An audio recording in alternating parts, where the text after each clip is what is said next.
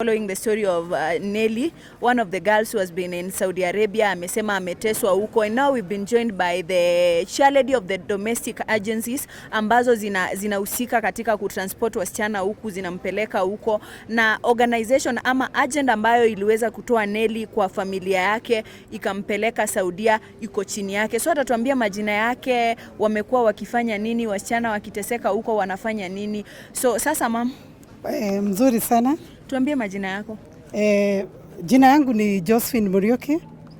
I'm the chair of domestic in an association called ASMAC. ASMAC, it is an umbrella body of all recruitment agencies who are vetted and accredited by the government of Kenya. And it is called Association of Skilled Migrant Agencies.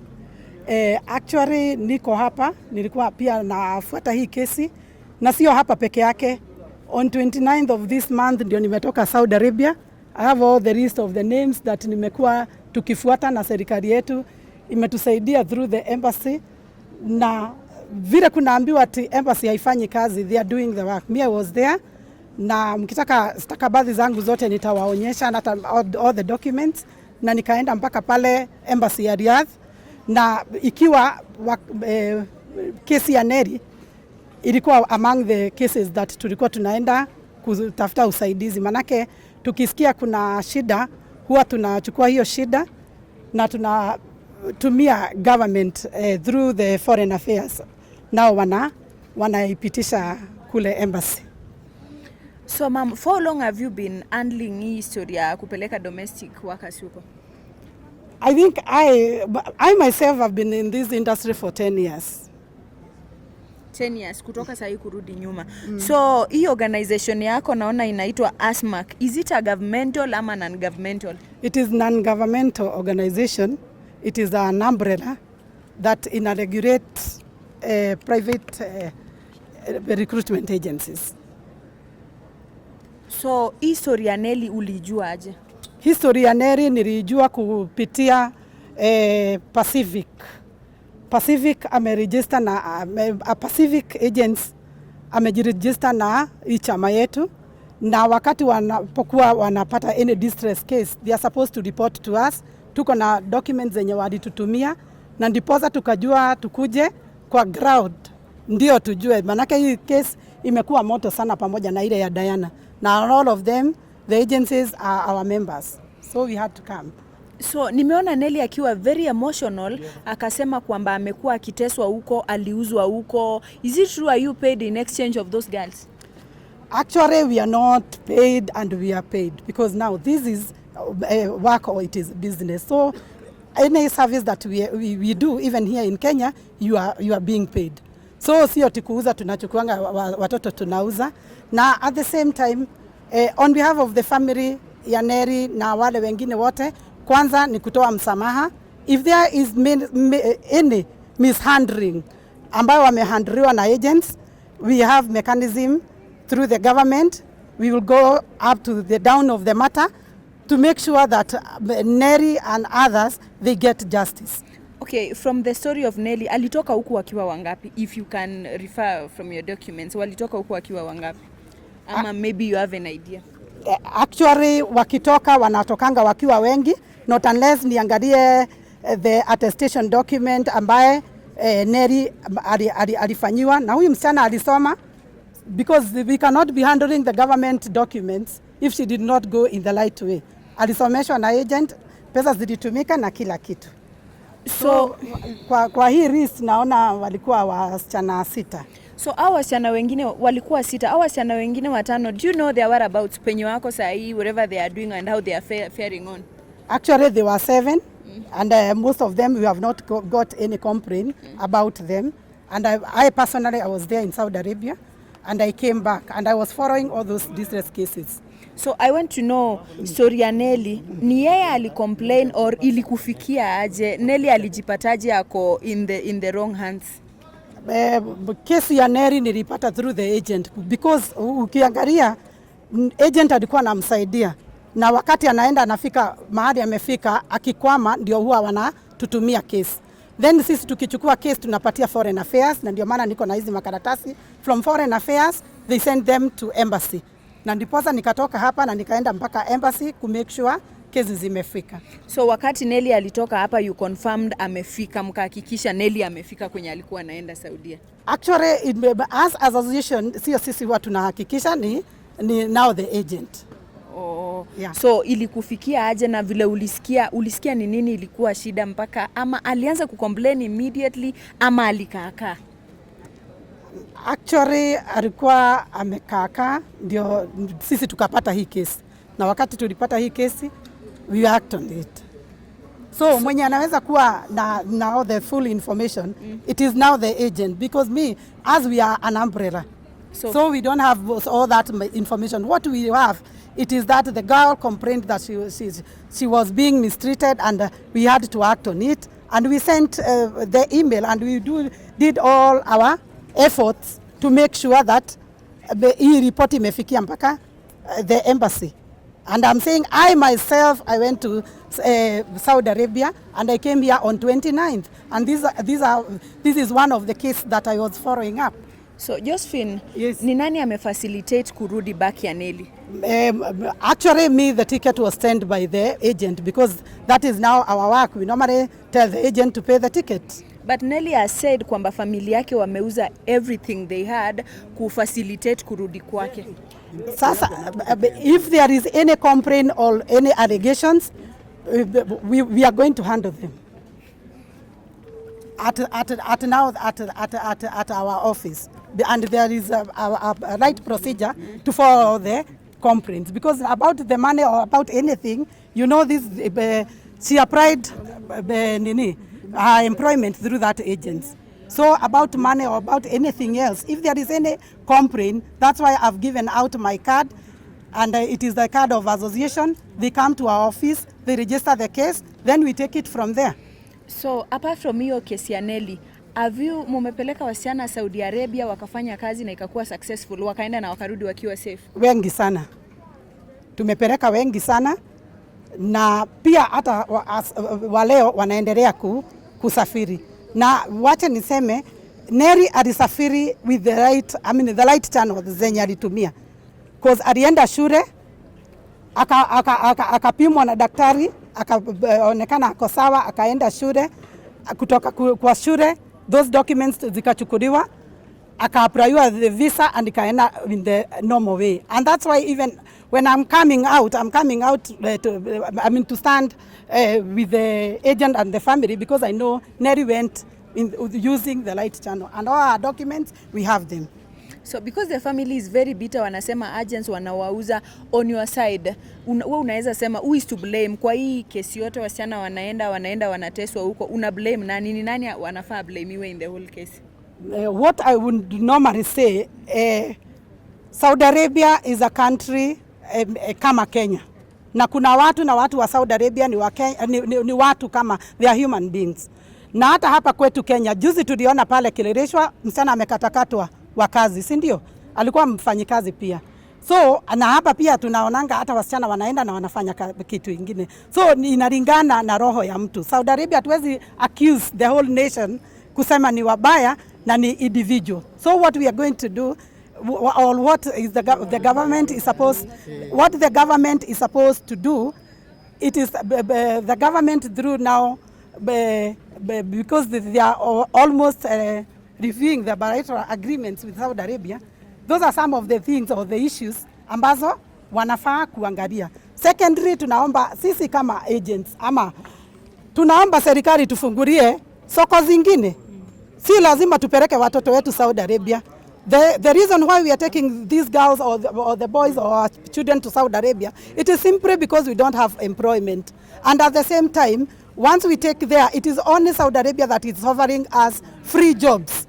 When you go to Qatar, when you go to Dubai, all these jobs, they are being sold to $2,000, around 200,000, of which ni nani ata afford? Ikiwa huyu mtu amekuja kutafuta kazi, tena umuitishe pesa, atatoa wapi maskini?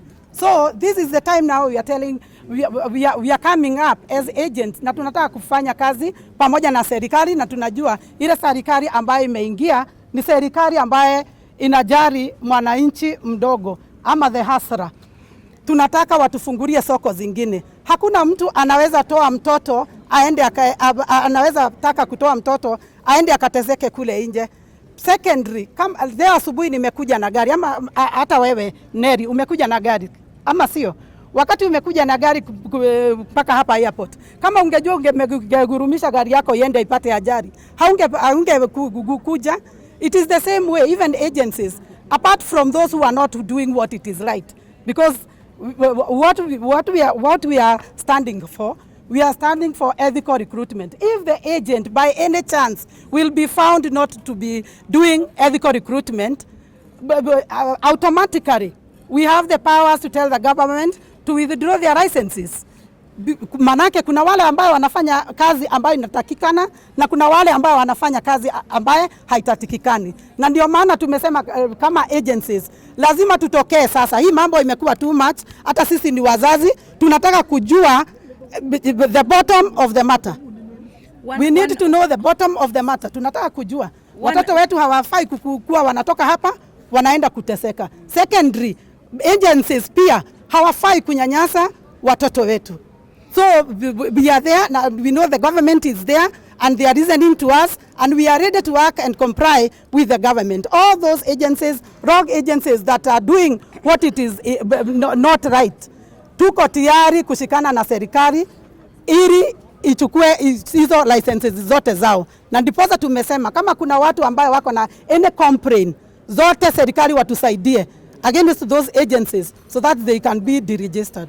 One last question, ma'am. Unaona mkiendelea tena kupeleka wasichana huko, now that ndio kuna chance sahi for the time being, ukipata kazi nyingine unaweza peleka kesho, mnaendelea ama bado mmesimamisha? Kufanya nini? Kutransport domestic workers kwenda Saudi Arabia. Actually they are still traveling, many in thousands. Okay. My name is Edgar. I am a freelance journalist. This is not the first time I'm meeting you. I think we have interacted in some occasions. Sure. My first question goes to you. There is a time that we like these cases that now we are discussing here, there is a time that we discussed with you the same questions at the cargo center whereby we were receiving the body of Eunice Okiomeri. And the kind of procedure you guys, you promised the people who are there and also the social media at large that you are going to have some criteria so that these cases can be minimized or be reduced to a certain level. But until now, there is no action that have been taken. The other question that I have for you, we have some agency that were operating meanwhile, they were operating, but for now, they have been closed yet. The other ladies that travel with the same office are still in Saudi. What criteria are you guys going to use so that we can help those people who went there and their office are being shut down? A good example I'm giving out is a Giovera Agency Limited.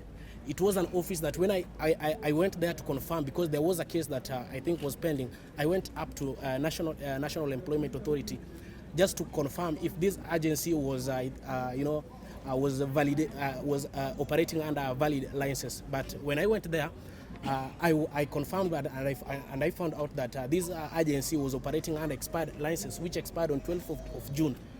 And just tell us exactly what criteria are you going to use to help those ladies who are still in Saudi, yet their offices have been closed?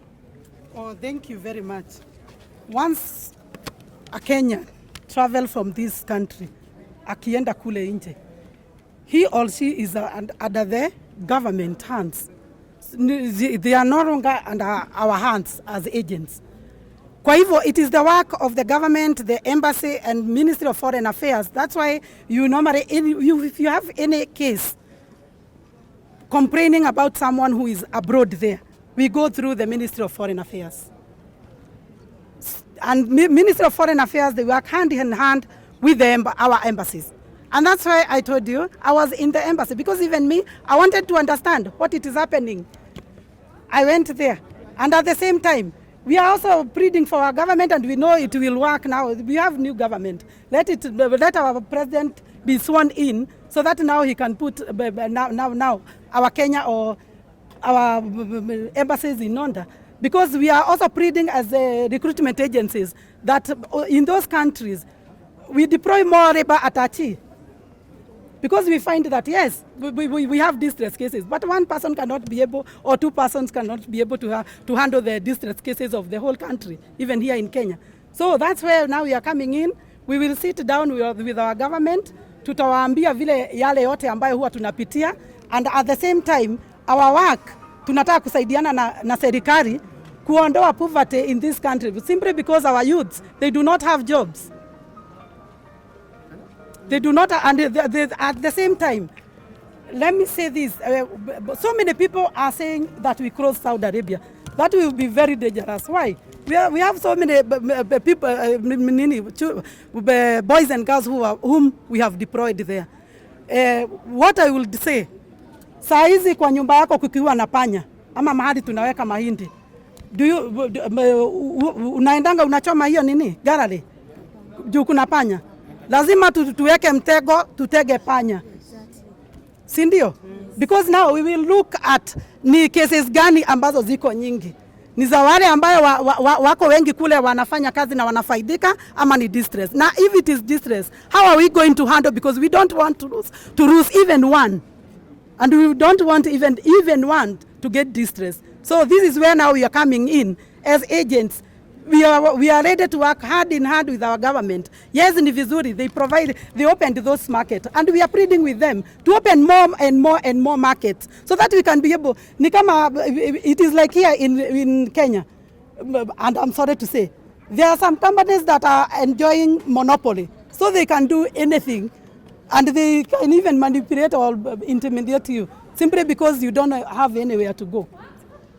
So we are pleading with our government, we are ready to work, and we are ready to help our children to get employment. But we need them to open more markets so that our children, they are educated here. And this is now where we are having problem, because at the end of the day, some of our people, our children who have the education, they are ending up going to work as housemaids. Some of them, they are ending up going to work as construction workers. Now yet they have degree certificates. They have gone through the schools and they have certificates. Thank you.